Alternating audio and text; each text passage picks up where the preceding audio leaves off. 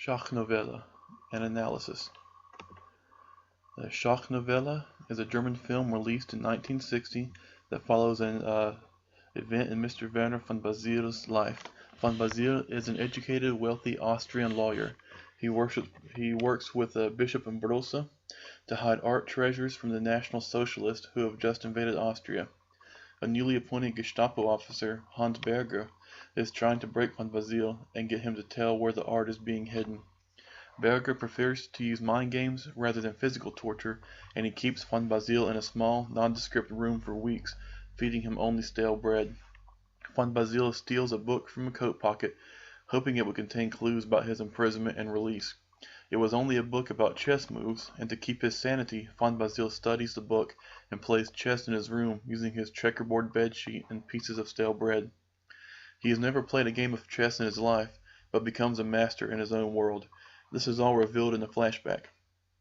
The beginning and ending of the movie take place on a ship heading to New York, where world champion chess player Mirko Czentovic is playing some amateurs and about to win when von Basil turns the game into a draw. They then play one-on-one, and von Basil loses his mind and attacks Czentovic, asking him what all he admitted to. This obsession began, like the picture on the left shows, during his confinement, and he's playing the chess on his bedsheet with the pieces of bread, and ends on the ship heading to New York, where he plays and ultimately beats Czentovic at the game. This video clip will show the first meeting between Hans Berger and von Basil.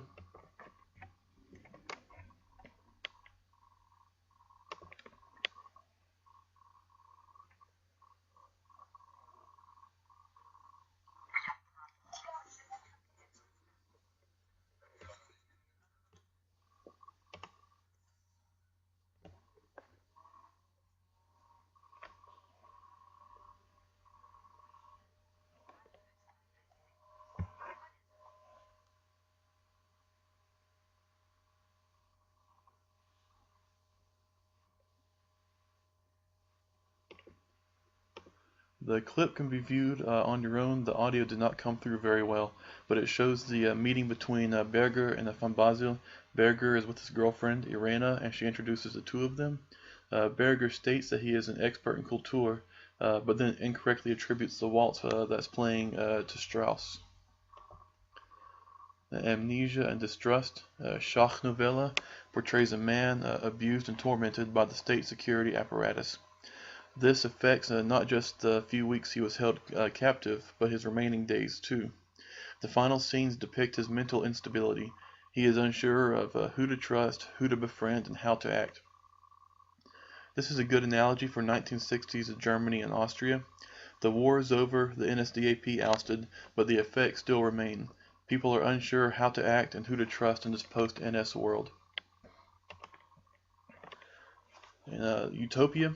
The Third Reich, a utopia for all Germans and Aryans. But was it?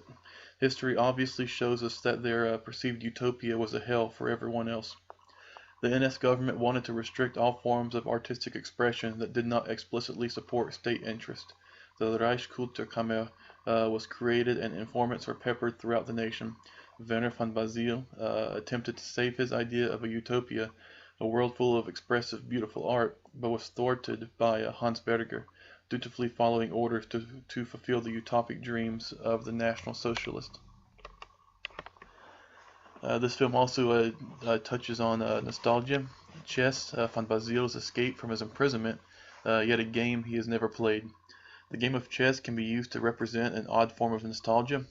Von Basil has never played chess except against himself, and the game reminds him of his imprisonment, evidenced by his accosting Mr. Czentovic. But the game also provides a sense of satisfaction and relief. Chess reminds him of his confinement, but perhaps release at the same time. Perhaps playing the game makes him aware of his own humanity, a way of keeping sane even after he is freed. Perhaps he suffers from a mild form of Stockholm Syndrome, whereby he gained a valuable skill in chess playing due to his imprisonment. He never did give away his secrets of where the art was hidden, and Irena comforts him of this. And now he can use this pastime to remind himself that his freedom and autonomy can change at any time. To conclude, as one man can expect, many of the films made in the German-speaking countries are centered around the Second World War and Nazi Germany. This film was made in 1960 and provides an interesting look at one man's troubles with the NS government. It is interesting because the film does not center around concentration camps, Jews, or other so-called undesirables, but the oppression is on a wealthy gentleman, one with power and influence. Schachnovelle shows that no one is free from the lunacy and repression of the Nazi government. The war had been over for only 15 years when this movie was released, but was based off of the book by the same name published in 1942. This provides us with opinions of the state security apparatus and mental torture by those that actually lived during the war. I feel this movie was aimed at a wealthier audience, one that could relate to and sympathize with Mr. van Basile. This is a quirky take on the concept of utopia. When the utopia of one clashes with the utopia of another, what is left? Berger and van Basile both are acting on what they believe is right, state security and the preservation of artwork. How should one react? Schachnovelle ends with a deranged man not knowing who his captors were and mistakenly believing Chentovich knew something and not knowing how to act. This is a good representation of post-war Germany and Austria, nations suffering from mass post-traumatic stress disorder and unsure of their future, only knowing that they need something new.